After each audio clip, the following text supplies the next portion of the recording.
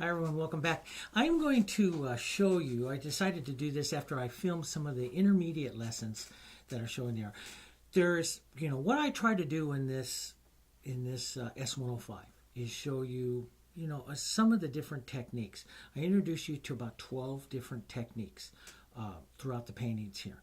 And some of them I go in depth, some of them I consider the core, like the value and the sheer and the half tone, some of the temperature ones. Those are core types of techniques.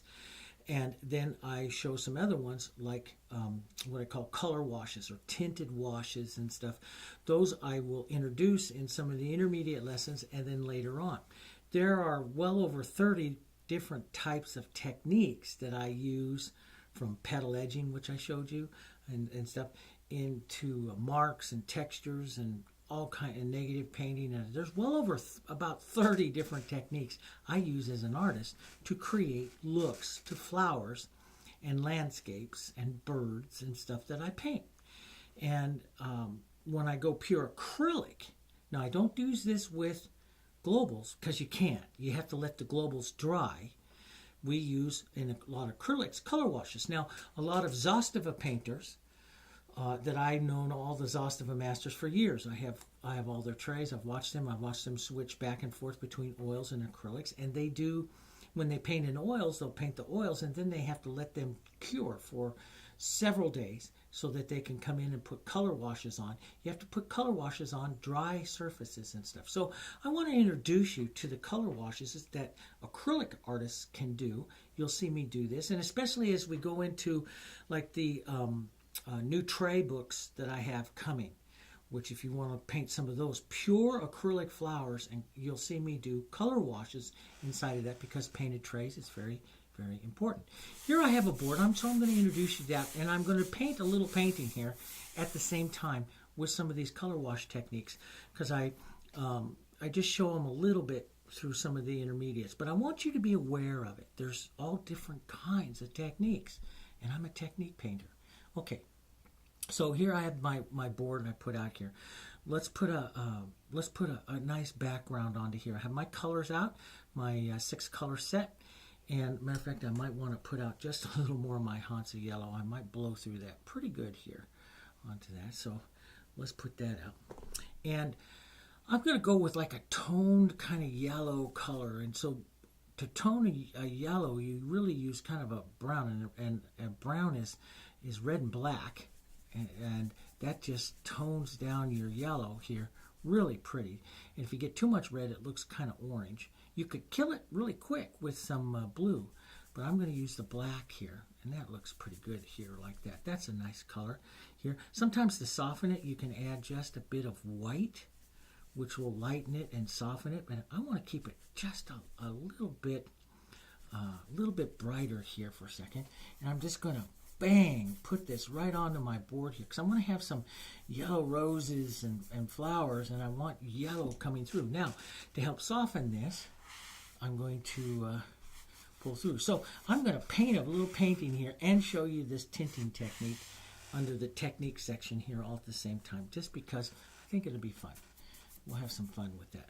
So I'm putting some of that yellow on. This will dry down. Now we've watched value and all the others. How's it going to dry down? It's going to dry down a little darker. It's not too much different than my background other than it is just brighter. Now, I can also use, like say I want to get some more interest and stuff in the mister bottle techniques. I can mist the surface here like this and lift back off, see? And I can pull back off and soften some of this in some areas. Sometimes I like to do that. Pull through and get a little different look to it and stuff. So that's how I get some of the difference. And it's pure acrylic. And the nice thing about this, being pure acrylic like this, it'll dry here in just a couple minutes and I can keep doing what I want to do. So many times, I've told some of my real close painting friends, I'm getting so tired of painting global. I mean, I enjoy painting global where I really slow down the drying time of the paint, but I'm waiting for that paint to tack up. And so I created another book called the Heritage Tack Technique where we come in with a hairdryer and tack it. But if you're working with real thick color, that takes time and it becomes difficult to do anything. So I told him I'm really painting a lot faster. As I got better, I'm painting a lot faster than my paints, the performance of my paints, and I'm finding myself slowly and slowly and slowly going back more acrylic and controlling it that way, or brush mixing in a little extender or so. But so I'm finding it a little different, how I approach stuff. So let's keep going here.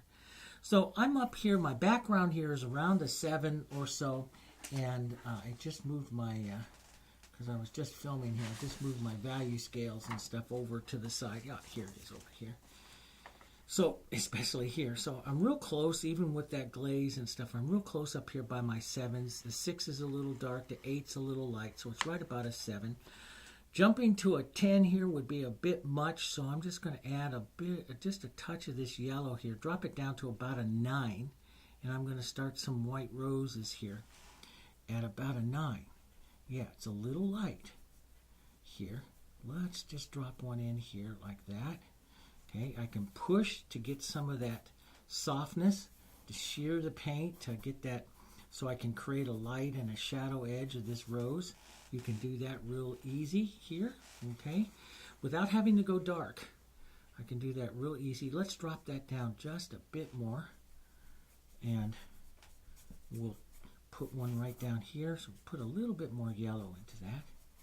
Right down here, it's a little closer to the background. Shear that off, so you get a light side and a back side of it here.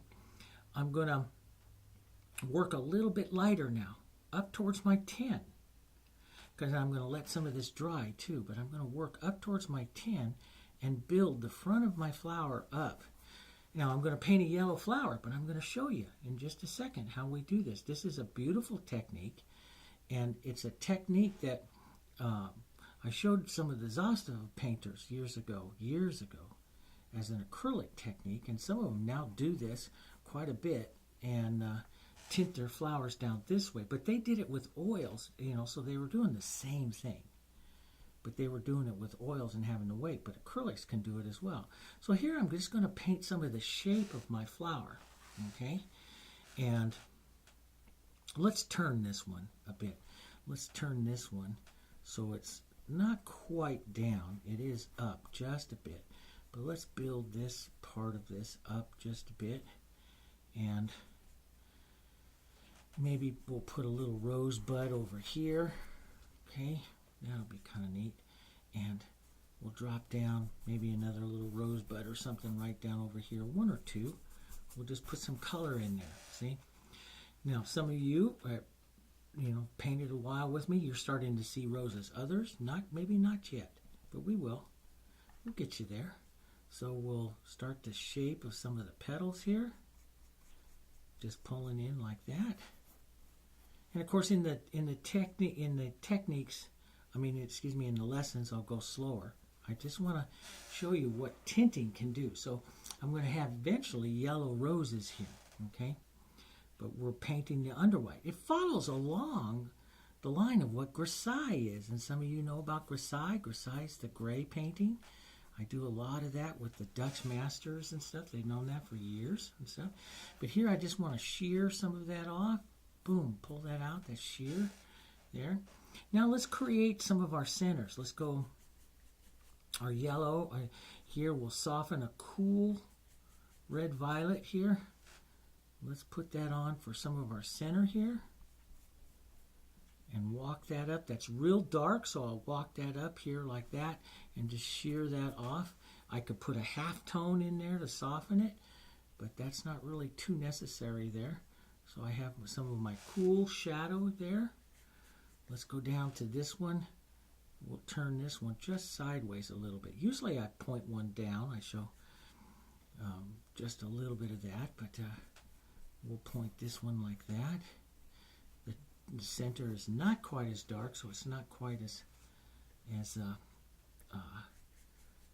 contrasty as the other one. We'll put a little bit of that pink over here onto this rosebud, a little bit here, a little bit over there. That'll be pretty, okay?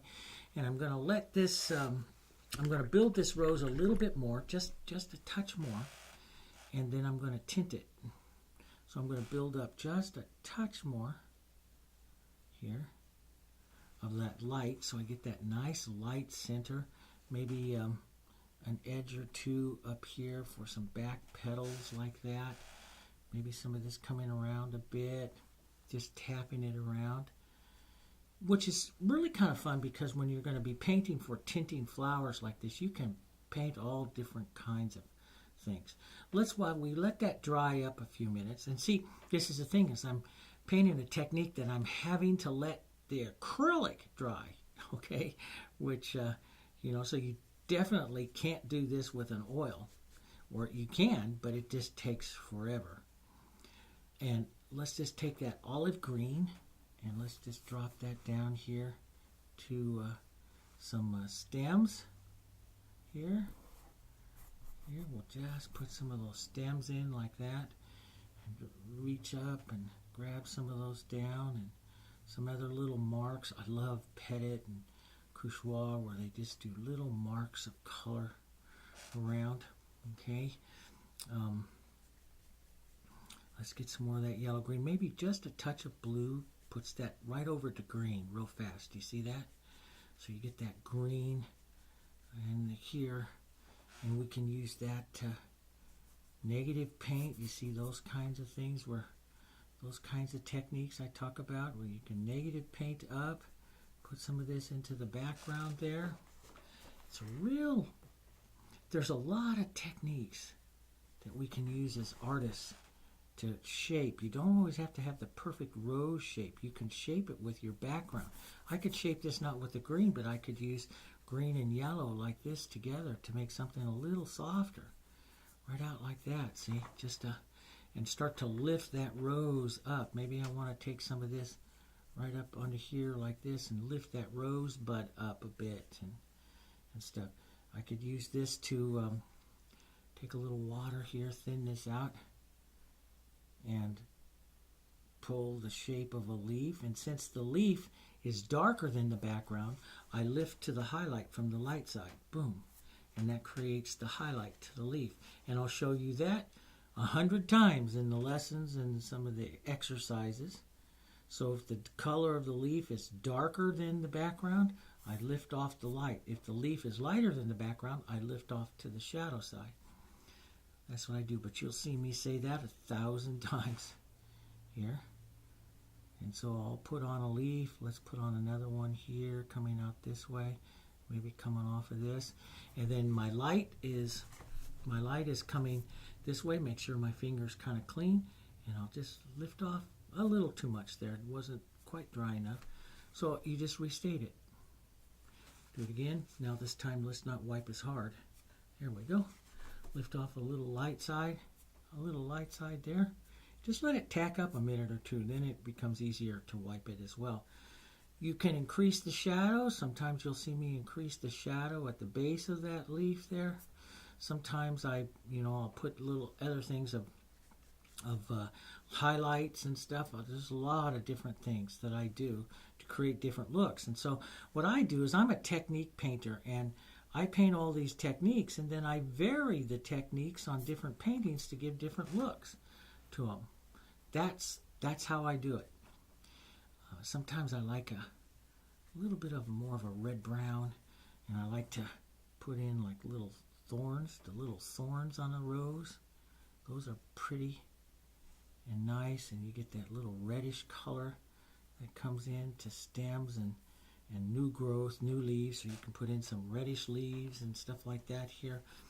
You can take this and a little yellow, a little bit of that, and come off over here with some of those reddish leaves that are the new leaves that are, down there by the bottoms of the stems and stuff, and you'll see the new leaves come in kind of reddish orange and then change. So we'll put a couple of those in there, maybe one or two little smaller ones out like that, just to carry that color up there, something like that. Now, this is starting to dry. It's not completely dry here, but it's enough that I can start to show you here. I would actually let it dry a little bit more, but let's just take some hunts of yellow, take some of my water, my nice dirty water here, and thin it out. Now, some people will say, oh yeah, we have to use the extender. We used to always use the extender and stuff, but I'm painting acrylic, so I'm not going to use any extender. I'm just going to add some water to this Hansa yellow here, and I'm going to glaze this over the yellow parts of my flower here. Where I want that yellow, so you can see that red's just a little wet, but where I want that yellow to come through, maybe I want that a little more toned.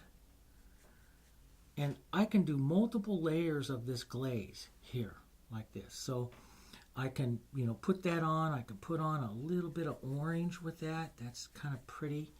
We can push a little bit of that into the flower where I want.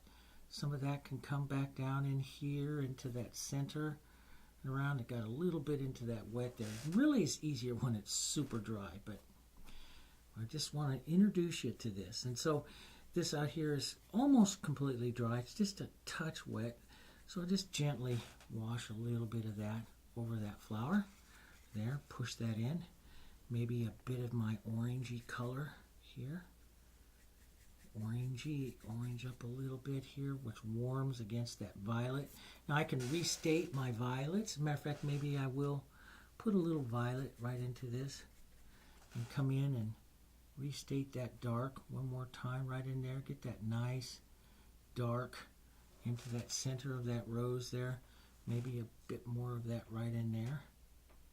Now, many times I let this tinting up here dry, and it's almost dry because I use so much water, and it's so hot here today. Matter of fact, we have a heat warning out with the heat indexes hitting up over 100 here, and I don't even have the air conditioning on right now in the studio. And it's a warm day. But I like to do that sometimes. I like to, it all depends on the techniques. There's sometimes in here as that air conditioning, a lot of people think it dries it down, but if you have a good dry air, good hot air, it does that too. So sometimes, I drive some of my students crazy because I like to paint slightly warmer and have it dry faster. Because I'm waiting for it, just like now. I'm waiting for it to dry up, especially as I paint acrylics. So this is almost completely dry. Now I look at the values of it up there when I look at that, and that's where I start to say, okay, can I go up there? My value of that right now is right around an 8. So I can jump up to a 10 and shear it to create a medium color. Or I can leave more contrast in it. I'm going to jump right up to my white. Put the white, especially up here on an edge. And I do what I call sink the tint into the flower. So I'll put the light up here now into the shape of the petal that I want it to do. And I can push lightly like that. And see, now that yellow becomes part of the flower. See? This is the technique I really like to do as well. Well, there's so many of them, I like them all. But yeah, and so I'll sink that tint in. And I can do this any number of times that I want in a flower. And I can say, okay, I didn't get enough contrast in that petal at that time. I should probably tint it again. Yeah, just go tint it again. And let's just push that right out there like that. So you see that yellow, that Hansa yellow becomes part of the flower. I can come right up here, strike that nice light color right there onto that flower.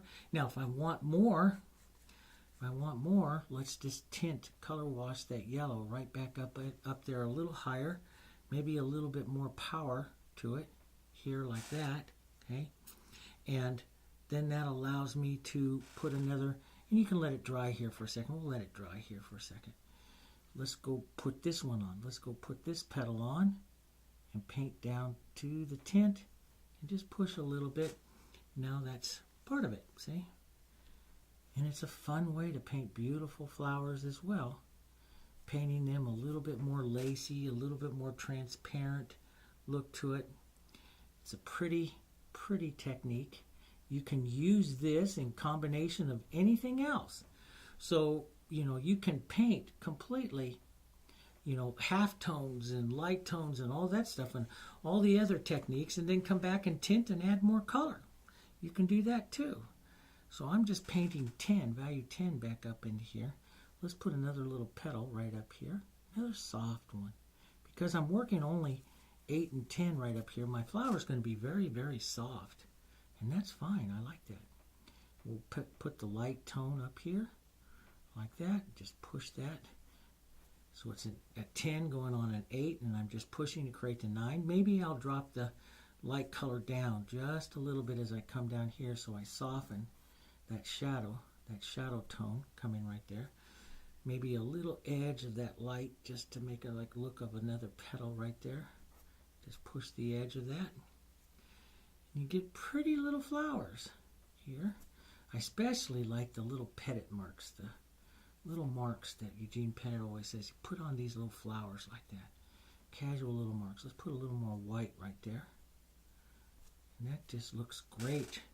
Nice, pretty little flower like that. And let's come up here now. Let's revisit our white. We'll let that dry a little bit more. So we'll revisit the light up there. So we got another little petal. Maybe a little bit more of a petal here. But let's just go up this way a bit and just push that color. And it just softens out. Makes it look like you know what you're doing. And you do. I put a chisel edge here. Sometimes I'll just chisel edge a little petal like that. I like chisel edged petals in there. And it's just sinking the tint color into the flower with the light color that I'm putting on now. Just push in and out a bit. There's that petal, and that's part of that one. A lot of times it's the hardest part, I think, is just trying to determine how you want to tint, or what shape you want the petals. And we'll talk about all that, and you're going to paint all different kinds. I'm just darkening this down a little bit. We're going to cool this down a bit, and I can use this to restate my shadow here onto this side. Just restate my shadow a bit. I like that kind of stuff into these flowers. See, isn't that pretty? Get these beautiful colors going into these flowers like this. And just works so very well. There's so many techniques. And, I have so many students say, I really want to paint flowers like you do. And I am not, and I say this all the time, and it's so very true, and I was saying this to some students the other day, I am not a gifted artist. I'm a technician. And the only way I can paint is through techniques. I practiced and learned and taught my eye to see these techniques. And then I just paint flowers and stuff with those techniques. I crank them out. It's like follow a recipe to make to make dinner. That's what I do. I follow these techniques to do this. I don't just sit down and paint. I can't do that. I don't sit down and spontaneously create. There's things for drawing. There's things for creating, for advancing colors, receding colors. I follow all of these techniques, and I realize my flower here is very, very soft. I like that, so I'm going to put a 10, just a pure 10 strike right here, and make that look just like a petal. Oh, I kind of like that little mark right there. Makes it look like another little petal there. Now, I can lift off. I can put some shadow here and just lift off. That's another technique if I want to adjust that flower a little bit. But you see the tinting technique. That's important. If I want to separate my petals a bit, I just go like that and lift off, and I separate petals. I can pop out some more light or so back out here. There's different types of techniques that make your flowers come to life. And that's what I paint. And they don't always need to be absolutely perfect. I would like to put maybe a 10 chisel right in there, just because that would act that. Now I'm just going to take some, little bit, almost like a half tone, the technique, and just pull right up there and set that in, and that just sets that one right in there. So you can see you can paint mostly white and tint. I could tint this again and come back in with white highlights on this and do that. So all kinds of ways. We'll take a softer little yellow, tint up this. Let's tint up some of this, tint up some of this, push some of that yellow right in there. And then we need to sink that tint into the flower, so I'll take a soft little light color. Let's just add a little light to it here. And let's just make a little rosebud here. A little rosebud right there like that. Just pull some color both sides. You can make a little growing petal out here if you want. Like this is starting to open up. Just a little light. Boom. right there, like that little rosebud is starting to open up. Let's just take some very thin little washy color here with some water, thin, and just stroke a little bit right out here, maybe a little bit to this one right out here, and just let these sit back here as little lost flowers, little lost roses. I think those would be kind of nice. Now you can come back and you can say, okay, I want to highlight those leaves a bit, so we can put take it to a green kind of color a bit, and a little bit more. That's too far, Dave. And that's where I always use so much yellows, because sometimes when the second I touch that blue is so powerful. You'll learn it is so powerful. But let's just add a few strokes of light into some of those leaves, just because I have a lot of light running in my flowers.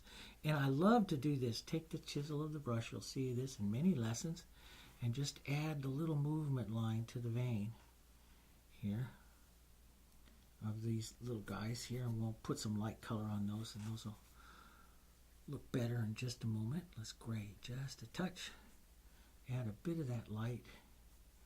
So sometimes I use just the wiping out. Sometimes I'll come back and add a little more light. I think these leaves could, have a little bit more light, just because my flowers have so much interest. If I'm painting more transparent, maybe I leave the leaves where they are. But here, since we have all of this going on, I'm just going to add a few strokes of that nice color movement through there. Add that around. You could add a line or two of some light strokes onto your stems. Maybe just a touch or two out here like that, just to move the color a bit here. And that's a pretty little rose painting there. Step it back just a bit more. You'll see a little bit more of the painting there. That's pretty nice little rose painting like that in 26. Well, that's the entire length of the whole thing, 27 minutes. So we're right about 25 minutes, 25 minutes into a quick little painting. Some of that's waiting for that tint to dry.